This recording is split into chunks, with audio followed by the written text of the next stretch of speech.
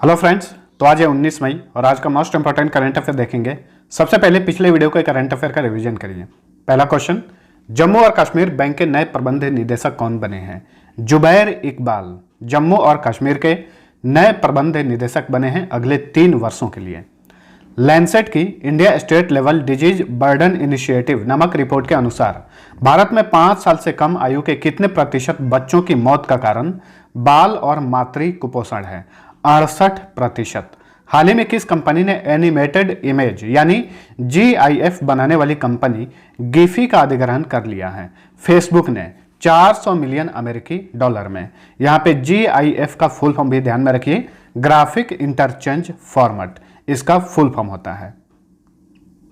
दामोदर घाटी कमान क्षेत्र में सिंचाई सेवाओं और बाढ़ प्रबंधन परियोजना के लिए किस राज्य को एशियन इंफ्रास्ट्रक्चर इन्वेस्टमेंट बैंक द्वारा 145 मिलियन डॉलर दिया जाएगा? पश्चिम बंगाल को। वर्ल्ड बैंक भी ध्यान में रखिए, वर्ल्ड बैंक भी इस परियोजना के लिए 145 मिलियन डॉलर देगा पश्चिम बंगाल को। हाल ही में विश्व संचार और सूचना समाज दिवस कब मनाया गया?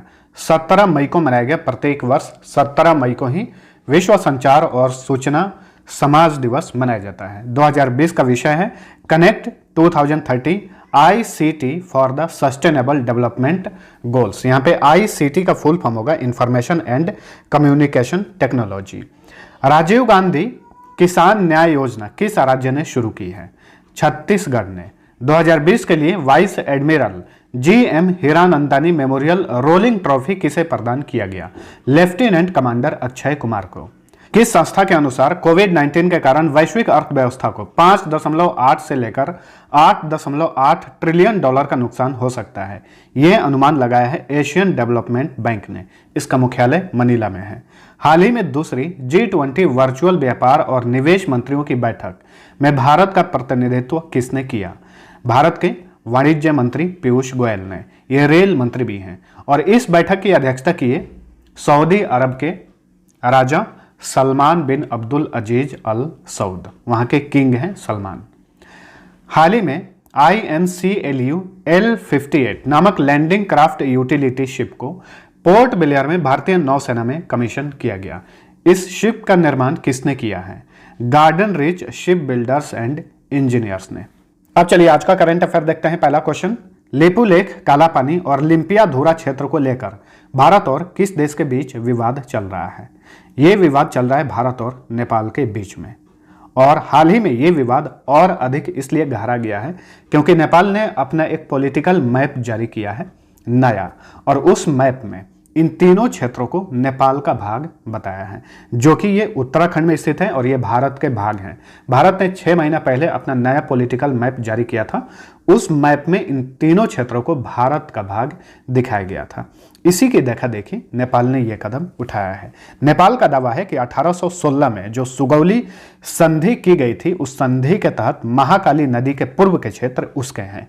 महाकाली नदी को शारदा नदी के नाम से भी जाना जाता है और उस नदी के पूर्व में ये सभी क्षेत्र मौजूद हैं। ठीक है, बता दें कि महाकाली नदी को भारत नेपाल की सीमा के तौर पर भी देखा जाता है। एक चीज और जानिए, हाल ही में लेपू लेक क्षेत्र में सीमा सड़क संगठन ने 80 किलोमीटर सड़क का निर्माण किया है कैलाश मानसरोवर की यात्रा के लिए। तो नेपाल ने इसमें भी दावा किया है कि जो 80 किलोमीटर सड़क का निर्माण किया गया है, इसमें 22 किलोमीटर सड़क जो है नेपाल में है। ठीक है, इसकी वजह से भारत और नेपाल के बीच में अभी काफी विवाद चल रहा है। नेपाल का मैप देखिए, तो ये रहा नेपाल। नेपाल की सीमा भारत के 5 राज्यों को छूती है, उत्तराखंड, उत्तर प्रदेश, बिहार, पश्चिम बंगाल और सिक्किम। भारत नेपाल जो है 1800 किलोमीटर खुली सीमा साझा करते हैं। कितना? 1800 किलोमीटर। कैपिटल है काठमांडू। यहाँ के राष्ट्रपति हैं विद्या देवी भंडारी। प्राइम मिनिस्टर हैं खड़ग प्रसाद ओली। यहाँ की संसद का नाम है राष्ट्रीय पंचायत। मुद्रा का नाम है नेपाली रुपया।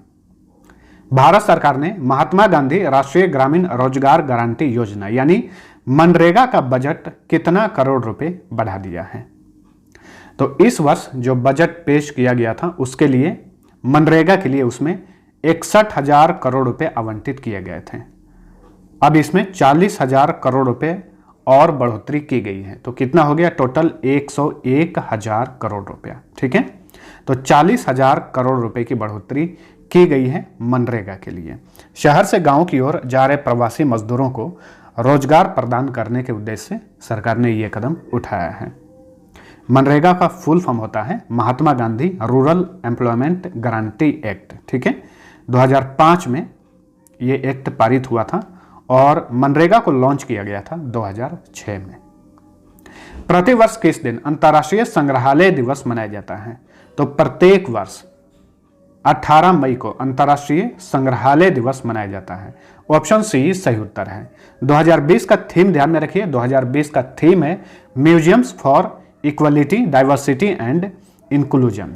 ठीक है, यह जो दिवस है इसका मुख्य उद्देश्य लोगों को संग्रहालय और पुरातन वस्तुओं की महत्ता के प्रति जागरूक करना है। अंतर्राष्ट्रीय संग्रहालय परिषद ने पहली बार यह दिवस मनाया था 1983 ईस्वी में। ठीक है, किसने? अंतर्राष्ट्रीय संग्रहालय परिषद ने। इस परिषद का मुख्यालय पेरिस में है, फ्रांस की कैपिटल पेरिस में।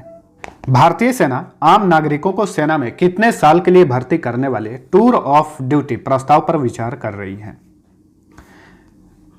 आम नागरिकों को 3 साल के लिए भारतीय सेना में शामिल करने के लिए जो भारतीय सेना है टूर ऑफ ड्यूटी प्रस्ताव पर विचार कर रही है। हालांकि यह प्रस्ताव को अभी मंजूरी नहीं दी गई है। ठीक है, अगर इस प्रस्ताव की मंजूरी दे दी जाती है तो 3 साल तक भारत का कोई भी नागरिक भारतीय सेना में काम कर सकता है, यानी ड्यूटी कर सकता है, लेकिन चयन मानदंड में कोई कमी नहीं की जाएगी। नियुक्ति के लिए जो फिजिकल टेस्ट किया जाता है उसमें कोई कमी नहीं की जाएगी। जैसा पहले होता था वैसे अभी भी होगा। ठीक है, बता दें कि वर्तमान में सेना में सबसे छोटा कार्यकाल जो होता है वो 10 वर्ष का होता है, लेकिन अभी भारतीय सेना जो है एक यूनिक कदम उठा रही है। इससे जो आम नागरिक हैं और सेना में भर्ती होने के लिए इच्छुक हैं तो वो इसका फायदा उठा सकते हैं।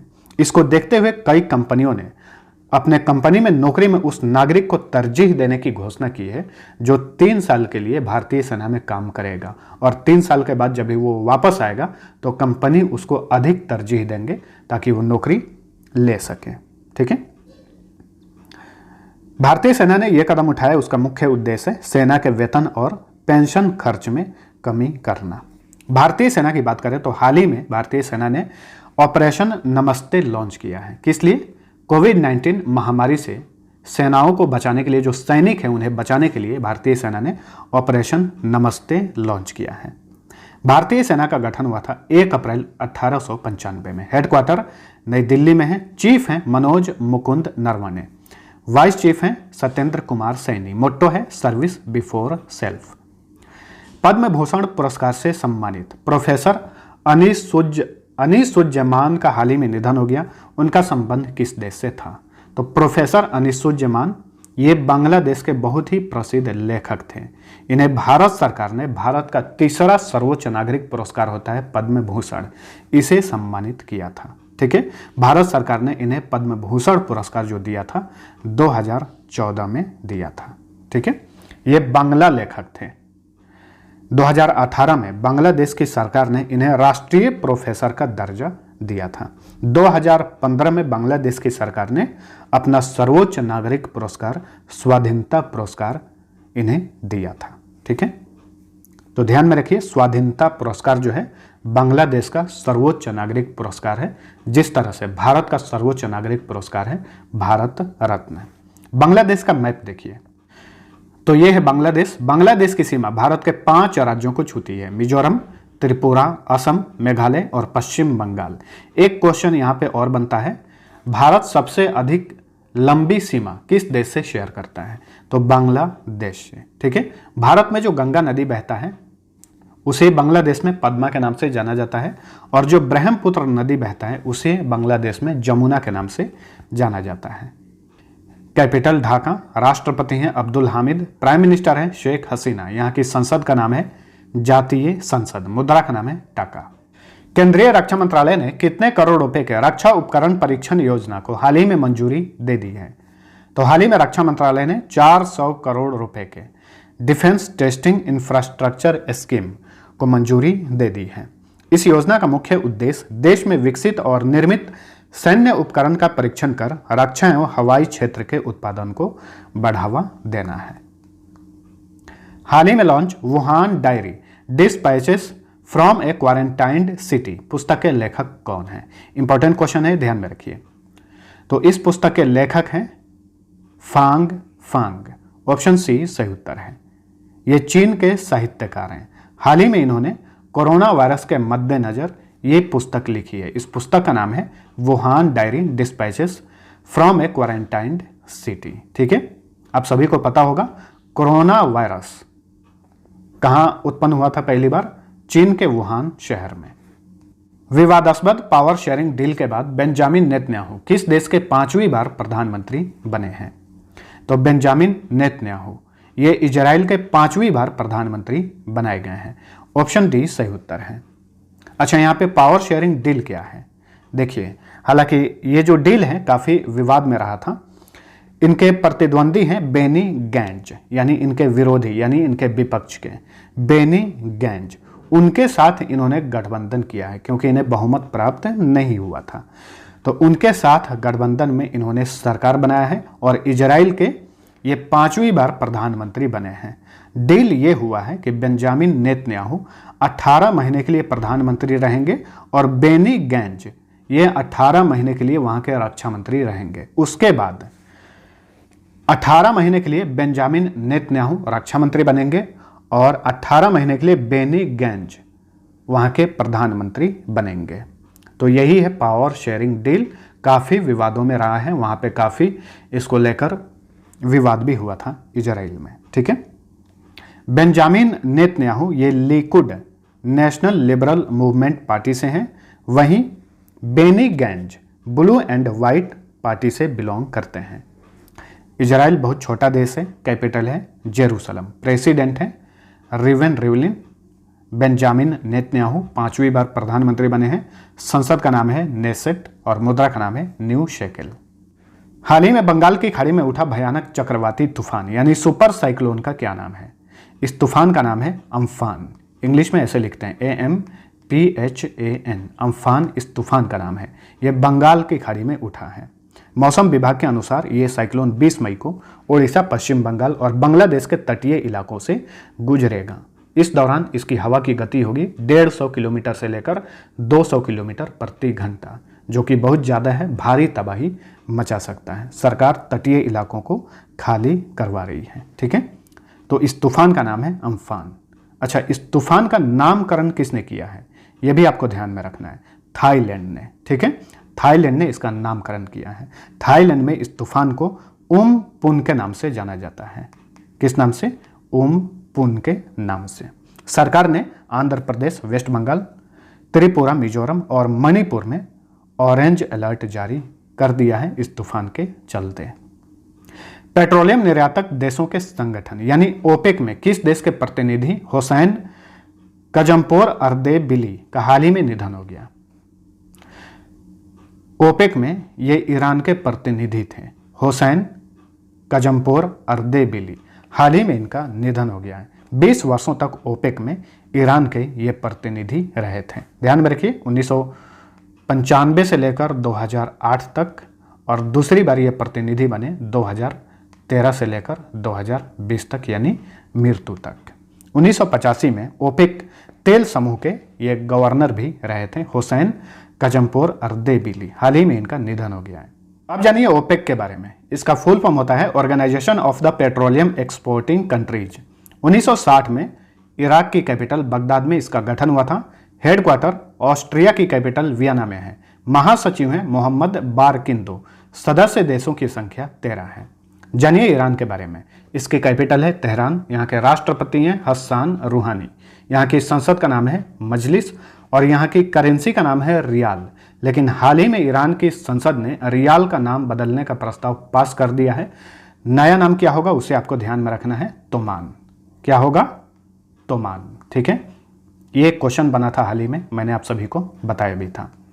तो फ्रेंड्स, ये था हमारा आज का करंट अफेयर। वीडियो पसंद आया है तो लाइक और शेयर जरूर करना। अब चलिए लास्ट क्विज का आंसर जानिए। पहला क्वेश्चन था, किस देश के पूर्व प्रधानमंत्री महमूद जिब्रील का हाल ही में कोविड-19 के कारण निधन हो गया? ये लीबिया के पूर्व प्रधानमंत्री थे। दूसरा क्वेश्चन था, संविधान के किस अनुच्छेद के अंतर्गत उच्च न्यायालय द्वारा दिया गया निर्देश परिवर्तित किया जा सकता है? इसका सही उत्तर था ऑप्शन सी, कुछ लोगों ने मिस्टेक किया था, अनुच्छेद 226। अब चलिए आज का पहला क्विज है, किस राज्य ने हाल ही में कोरोना वायरस से लड़ाई के लिए दक्षिण कोरिया के तर्ज पर 5T प्लान जारी किया है? यहाँ पे 5T का मतलब क्या होगा वो भी बताना। दूसरा क्वेश्चन है, ट्विटर के सीईओ जैक डोर्सी ने कोरोना वायरस के संक्रमण से लड़ने के लिए कितना अरब डॉलर राहत पैकेज की घोषणा की है?